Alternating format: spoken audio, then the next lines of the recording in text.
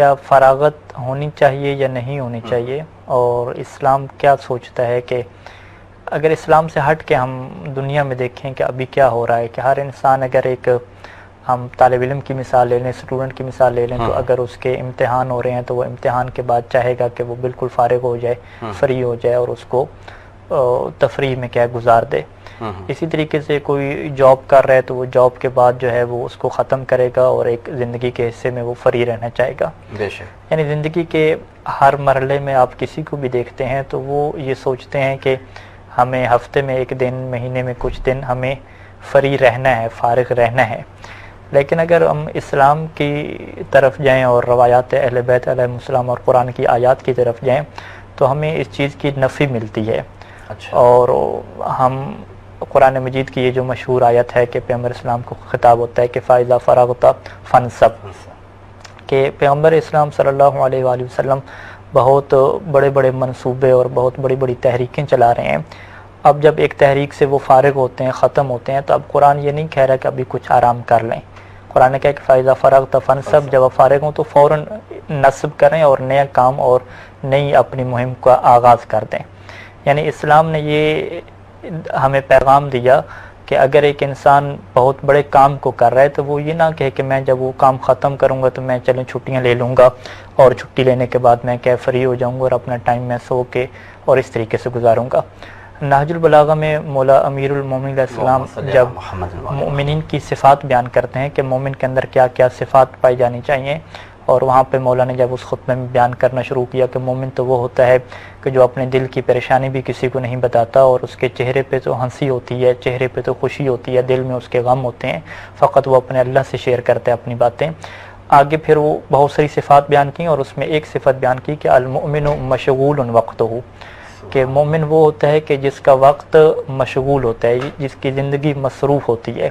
اس کی زندگی میں فراغت نام کی چیز نہیں ہوتی۔ اب جب یہ مشغول وقتو ہے تو اس کے اوپر علماء نے اس کی شرح لکھی کہ مشغول سے کیا مراد ہے۔ علامہ مجلسی الرحمہ مرآت العقول جو انہوں نے الکافی کی شرح لکھی، یا بحار الانوار میں جب انہوں نے اس روایت کو نقل کیا جو نہج البلاغہ میں ہے، تو انہوں نے یہ فرمایا کہ مشغول وقتو کا ایک مطلب یہ بھی ہے کہ انسان اپنے وقت کو عبادت میں، ذکر میں صرف کرے، اور ایک مطلب یہ بھی ہے کہ انسان اپنی زندگی کو علم کے حصول میں صرف کرے اور پھر علم کو آگے پھیلائے۔ اور ہمارے پاس واضح طور پہ روایات موجود ہیں کہ تم جو علم حاصل کرو گے وہ قبر تک تم نے علم حاصل کرنا ہے۔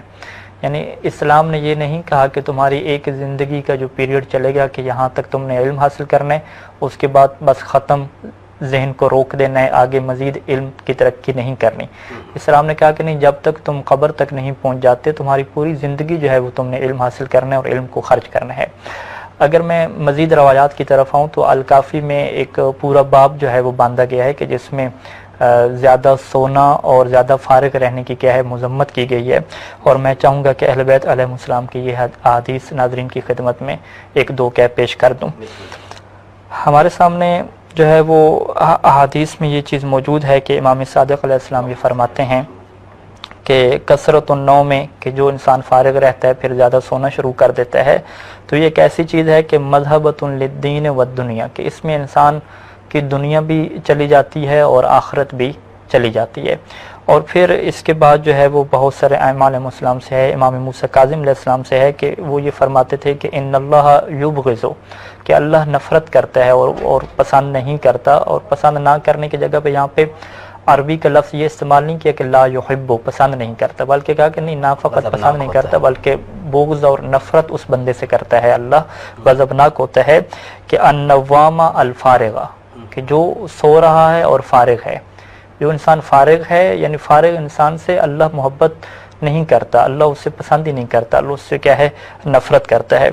اور اسی وجہ سے ابو بصیر سے امام صادق علیہ السلام فرمایا کرتے تھے کہ اے ابو بصیر، یاد رکھو کہ اللہ کو جو ہے وہ زیادہ فارغ رہنا بالکل ہی پسند نہیں ہے، اور ہم سب کو یہ کوشش کرنی چاہیے کہ ہم فراغت سے نکلیں اور اپنی مصروفیات بنائیں۔ ابھی جو کرونا کے ایام ہیں، اسٹوڈنٹ حضرات کافی حضرات وہ فارغ ہیں، تو وہ توجہ کریں کہ اہل بیت علیہ السلام کبھی بھی کسی مومن کے لیے یہ نہیں چاہ رہے کہ وہ فارغ رہے، بلکہ وہ بار بار متوجہ کہہ رہے ہیں کہ دیکھو تم اللہ کی نگاہ میں پھر پسندیدہ نہیں رہو گے، اور اللہ بھی تم سے محبت کرنا چھوڑ دے گا اگر تم نے فارغ رہنا شروع کر دیا۔ تو سب کو توجہ کرنے کی ضرورت ہے کہ وہ اس فراغت کو ختم کریں اور اپنے اوقات کو علم کے حصول میں، انسانیت کی خدمت میں، ذکر محمد و آل محمد میں، ذکر فضائل و مصائب امام حسین میں صرف کریں اور اپنے اوقات کی قدر کریں۔ انسان کا فارغ رہنا ایک زہر قاتل ہے جو انسان کو تباہ کر دیتا ہے، اور روایات میں جو ہے وہ دو طرح کے نقصانات جو ہیں اس کے بیان ہوئے ہیں۔ ایک کو ہم عربی میں کسل کہتے ہیں اور ایک کو ہم زجر کہتے ہیں۔ کسل کو تعبیر اردو میں کرتے ہیں سستی سے، اور زجر کو ہم تعبیر کرتے ہیں ٹینشن کا شکار ہو جانا، بے چینی کا شکار ہو جانا، دل پہ بوجھ بن جانا۔ دیکھیں جب انسان فارغ رہتا ہے تو اب فارغ رہنے کے بعد جب وہ سستی کا شکار ہوتا ہے اور پریشانی کا شکار ہوتا ہے تو اب وہ یہ چاہتا ہے کہ میں اپنے ٹائم کو کل کروں، اپنے ٹائم کو میں پاس کروں کسی نہ کسی طریقے سے۔ تو آج کل کی دنیا میں وہ جس ذریعے کو اپناتا ہے وہ ذریعہ بہت ہی خطرناک ہے کہ وہ انٹرٹینمنٹ کی طرف جاتا ہے، اور انٹرٹینمنٹ بھی ایسی ہوتی ہے کہ جس میں انسان کا ذہن جو ہے وہ ایکٹیویٹیز نہیں کرتا، ذہن جو ہے وہ کام اس میں نہیں کرتا، بس منجمد ہو جاتا ہے، اور وہ فقط اس تفریحات کو دیکھتا ہے، اور انٹرنیٹ سب کے پاس ہے، موبائل سب کے پاس ہے، تو وہ فرض کریں انٹرٹینمنٹ کی ویڈیو شروع کرتا ہے دیکھنا، کچھ جو ہے وہ اس طریقے سے غیر اخلاقی پروگرام دیکھنا شروع کرتا ہے، اور پھر جب وہ دیکھنے لگ جاتا ہے تو اس سے اس کو سکون ملتا ہے کہ فارغ رہنے کی وجہ سے جو اس کو ٹینشن ہو رہی تھی، جو اس کی سستی چھا رہی تھی، وہ اپنی ختم کرنے کے لیے انٹرٹینمنٹ کو اپنا رہا ہے کہ جس میں اس کا ذہن کام نہیں کر رہا، فقط ذہن کو وہ ایک تازگی دے رہا ہے، ایک فریشمنٹ دے رہا ہے۔ اب اس کا ہوتا کیا ہے کہ عربی میں ایک لفظ استعمال ہوتا ہے ادمان۔ ادمان کے اردو میں ترجمہ کرتے ہیں لت پڑ جانا، عادت پڑ جانا، کہ جسے ہم انگلش میں ایڈکشن کہتے ہیں۔ اسے ایک ایڈکشن پڑ جاتی ہے فارغ رہنے کی وجہ سے کہ اب وہ اس نشے کا شکار ہو جاتا ہے کہ اب وہی ویڈیو اور وہی تفریحی چیزیں دیکھے گا تو اس کو سکون ملے گا، باقی اس کو سکون نہیں ملے گا۔ اگر وہ پہلے فرض کریں کہ باہر جاتا تھا دوستوں کے ساتھ کھیلنے کے لیے پارک وغیرہ میں یا کھانے کے پروگرام پہ جاتا تھا، اسے وہاں پہ سکون ملتا تھا، ابھی اسے وہاں پہ سکون نہیں ملے گا۔ ابھی وہی جو اس کی عادت پکی ہو چکی ہے، جو ایڈکشن ہے، ایک نشہ ہے، اسی کو وہ لے گا تو اسی سے اسے سکون ملے گا۔ پہلے وہ بیوی بچوں کے ساتھ بیٹھتا تھا، اسے وہاں پہ سکون ملتا تھا، ابھی وہاں پہ اسے سکون نہیں ملے گا۔ پہلے وہ ذکر امام حسین میں، زیارت امام حسین میں جاتا تھا، اسے سکون ملتا تھا، ابھی وہ اس کا سکون ختم ہو جائے گا، وہ فوراً اپنے موبائل کی طرف آئے گا، اپنی ویڈیو کی طرف آئے گا جس کا وہ عادی بن چکا ہے، اور اس کو لے گا۔ اب اس کا ہوگا کیا کہ روایات میں یہ ہے کہ وہ سستی کا شکار بھی ہو جائے گا، اور زجر اور بے چینی اور ٹینشن اس کی زندگی میں آ جائے گی۔ اور اس کا نقصان کیا ہوگا، یعنی امام علیہ السلام، یہ بھی امام موسیٰ کاظم علیہ السلام سے روایات ہیں کہ جس میں امام علیہ السلام فرمایا کہ تم اپنے آپ کو ایسی چیزوں سے بچاؤ کہ جو تمہیں سستی اور ٹینشن کا شکار کر دیں، کیونکہ اگر یہ ہو گیا تو پھر تمہیں دنیا میں بھی کچھ نہیں ملے گا اور آخرت میں بھی تمہیں کچھ نہیں ملے گا، یعنی تمہاری دنیا اور آخرت کیا ہے، تباہ ہو جائے گی۔ اور اسی وجہ سے امام جو ہے وہ ابی جعفر امام باقر علیہ السلام محمد بن مسلم سے یہ فرمایا کرتے تھے کہ میں اس بندے کو بہت جو ہے وہ ناپسند کرتا ہوں اور اس سے نفرت کرتا ہوں کہ جو کسلان ہو، جو سستی کا شکار ہو جائے۔ اور اس کی وجہ کیا ہے کہ جو اپنی دنیاوی کاموں کے لیے، اپنے بھی بچوں کے لیے سستی کا شکار ہو گیا، اپنے گھر کے کاموں کو پورا نہیں کر پا رہا، تو اکثر وہ آخرت کے جو معاملات ہیں اس میں زیادہ سستی کا شکار ہو جائے گا۔ یعنی ایسا نہیں ہے کہ فقط اس کی دنیا تباہ ہوگی بلکہ آخرت تباہ ہوگی۔ اور اسی وجہ سے امام موسیٰ کاظم علیہ السلام فرماتے تھے کہ اپنے آپ کو بچاؤ الکسل والزجر، سستی اور ٹینشن والی چیزوں سے بچاؤ، کیونکہ اس کا ہوگا کیا،